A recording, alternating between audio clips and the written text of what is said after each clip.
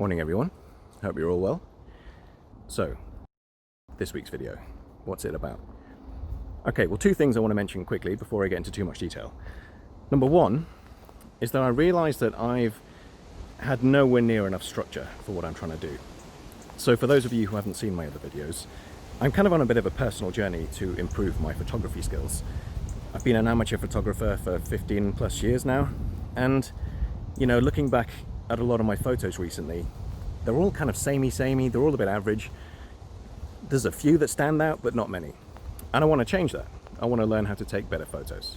So with that in mind, I've realized that probably the best thing to do, you know, in the interest of fairness, both for me and for you guys watching, is basically start at the beginning.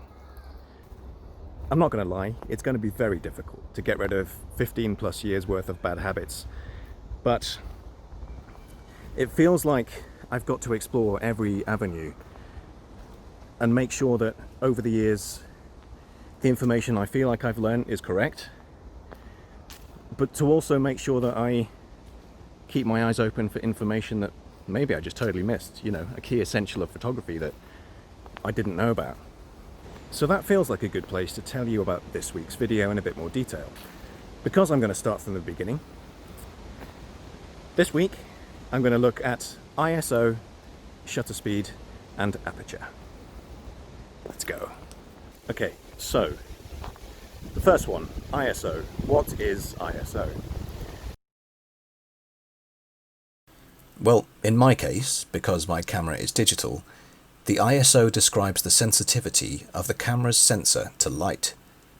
The lower the ISO number, the lower the sensitivity, and the darker the image. Here are 3 photos with identical settings. The only thing I have changed between each photo is the ISO. This first image has the lowest ISO, 100. The second image has an ISO of 400. And the last one has an ISO of 800. So as you can see, as the ISO numbers get higher, the images get progressively brighter. And this is because as you increase the ISO, you're effectively increasing the sensitivity of your camera to light. I hope those 3 photos were a decent example of showing you what the ISO does. So basically, the lower the ISO number, the lower the sensitivity, and therefore the darker the image. The opposite is true. The higher the ISO number, the higher the sensitivity, and the brighter the image. When I first started out, I always used to get them confused. I couldn't remember if the number was low or high and whether that meant it was bright or if it was dark. A little tip I'm going to share with you guys, and a way that I used to help remember it. And I'm going to do this throughout this video, is make the association between the camera and the human eye. So let's say, for example, it's a really bright day. You're already squinting. The irises in your eyes are as small as they'll go because you're trying to minimize the amount of light going into your eyes, but it's just not enough. It's still too bright. You know, your eyes are still too sensitive. So what are you going to do to lower the sensitivity? Well, the best example I could think of was to put on a pair of sunglasses. As soon as you put the sunglasses on, you're basically making everything a bit darker. You're making your eyes less sensitive to the light around you. That is exactly the same as what the ISO does. Tip 1. When you want a lower sensitivity or you want less light in your photo, you lower the ISO number. The lower the number, the lower the sensitivity, and the darker the image. Tip number 2. Remember the sunglasses. If it's a bright day, put your sunglasses on. You will lower the sensitivity of your eyes, so you'll be lowering your ISO, and you'll be making everything that little bit darker. I'm not sure if that was helpful or not, but hopefully it'll help give you a better understanding of what the ISO does and how you can relate it to the real world. Next, let's look at shutter speed. What is shutter speed? Shutter speed is yet another mechanism in the camera body itself that controls how long your sensor is exposed to light. I'll take a few more example photos, and this time I'm going to leave the ISO exactly as it is, I'm going to leave the aperture exactly as it is, but between each photo I'm going to adjust the shutter speed, and hopefully we'll be able to see the difference. This first photo had a shutter speed of 1/500th of a second. That means that the sensor in the camera was exposed to light for only 1/500th of a second. In this second photo, the shutter speed was 1/100th of a second, so that means, compared to the last photo, that the sensor had light hitting it for 5 times longer than the previous one. And this last photo was 1/20th of a second, which again is 5 times longer than 1/100th of a second. Let's have a look at the photos side by side. You can see that the image with the shortest shutter speed, or the quickest shutter speed if you like, has produced a much darker photo.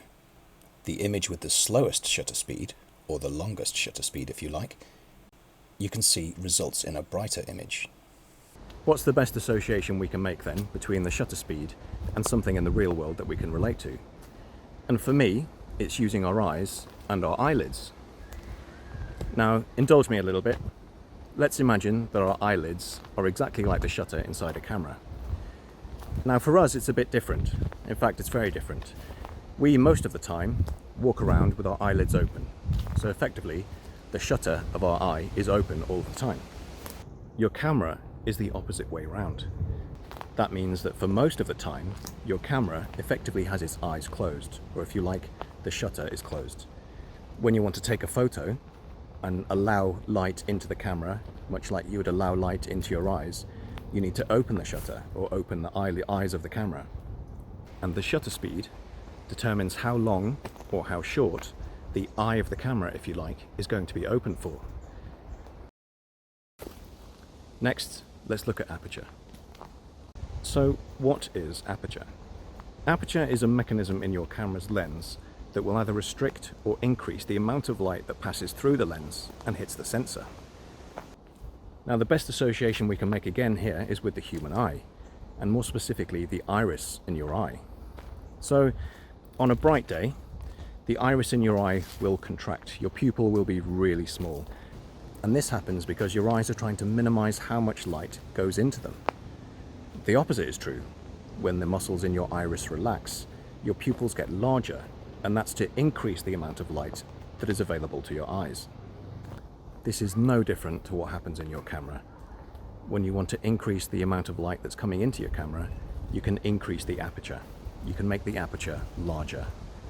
When you want to reduce the amount of light going into your camera, you make the aperture smaller.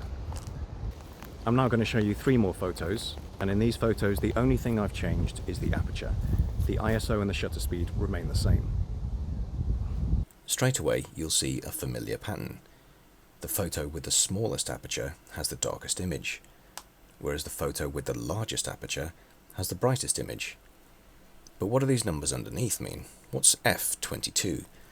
Well, the F stands for f-stop.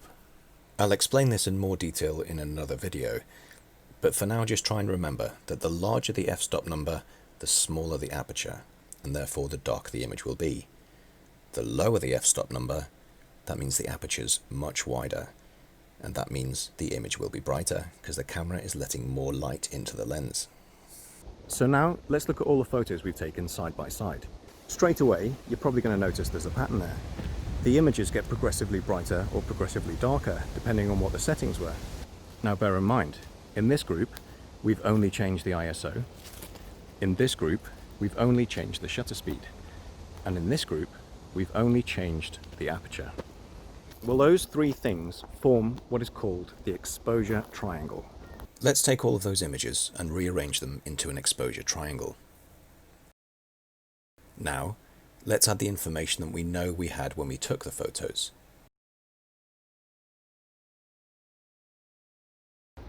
So you guys are probably sitting there thinking, well, do I really need to learn the exposure triangle? We've just learned that if you change the ISO, it has an effect on the brightness. We've also learned that if you change the shutter speed, that has an effect on brightness. And if we were to change the aperture, well, yes, that also has an effect on brightness. So, what is there to learn? Well, the exposure triangle isn't quite complete yet. Every time you change, whether it's the ISO, the shutter speed, or the aperture, that has a side effect. It changes something else in regards to your photo. I'm not going to go into that this week. I'm going to do another video next week for you for that. Thanks very much for watching this video, guys. I hope you enjoyed it. If you did, please hit the like button and also hit subscribe. You'll get notified of any future videos that I release. As I say, next week I'm going to go a little bit more into detail about the exposure triangle, and we'll look at the hidden side effects of changing the ISO, the aperture and the shutter speed. For now, hope you have a great week, and I'll see you soon. Bye.